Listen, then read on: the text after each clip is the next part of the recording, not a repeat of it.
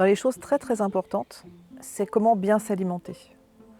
Quand j'ai pris conscience finalement que dans certains ou dans majoritairement beaucoup des aliments qu'on achetait, c'était des aliments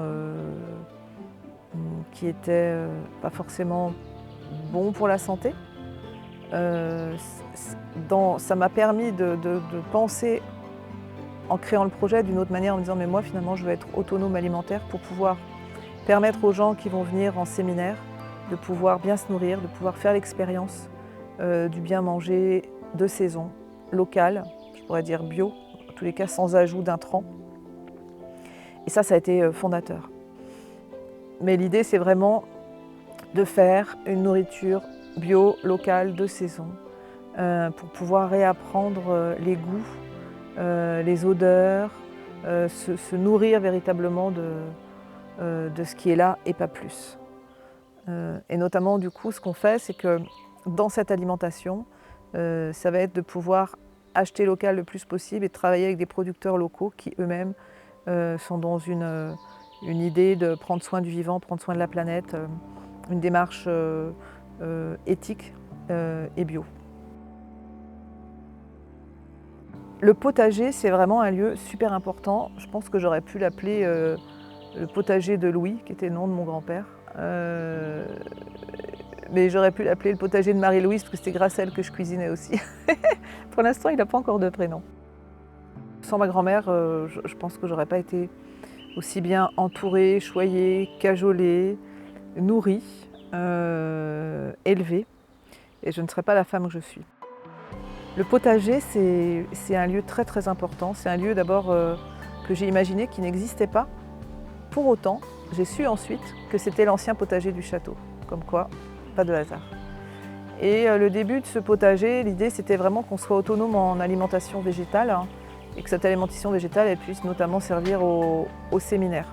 Et aussi que ça puisse participer à une économie globale, hein, c'est-à-dire une partie pour les séminaires, une partie pour la revente et aussi une partie à donner à des personnes qui ont faim. Donc le projet il est parti comme ça. Il s'avère que le hasard, encore celui-ci, je rencontre une association qui s'appelle Le Cadeau.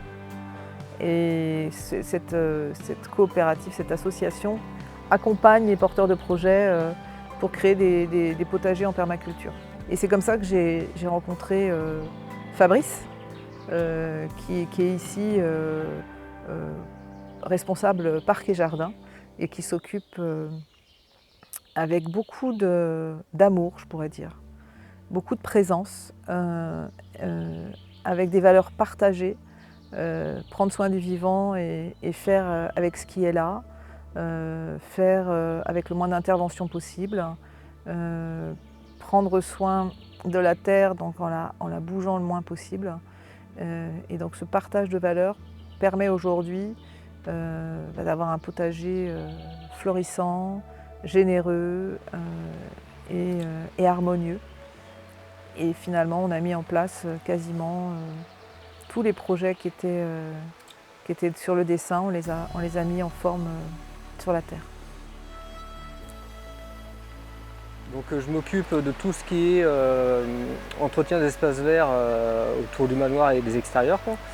Mais mon occupation principale ici, c'est quand même de m'occuper du potager en permaculture qui nous sert pour nourrir les habitants du manoir et surtout pour faire les repas des séminaires.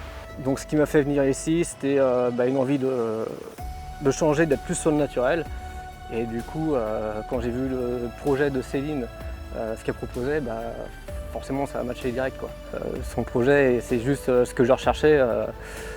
Qu'ici, l'intérêt en plus, c'est qu'elle touche des entreprises, plein de monde extérieur, qui fait que c'est pareil, ça permet d'ouvrir cette vision du monde à plein de personnes, quoi. Donc moi c'est David Martin, je suis apiculteur professionnel, j'interviens pour l'entretien des ruches du domaine.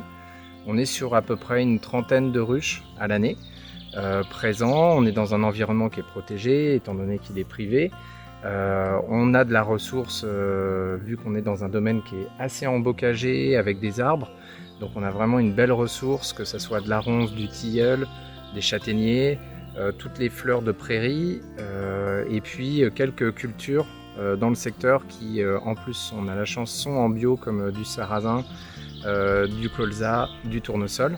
Donc on a une belle continuité au niveau de tout ce qui est l'apport pour les abeilles, aussi bien du côté du pollen que du côté du miel. Donc ça, c'est vraiment idéal.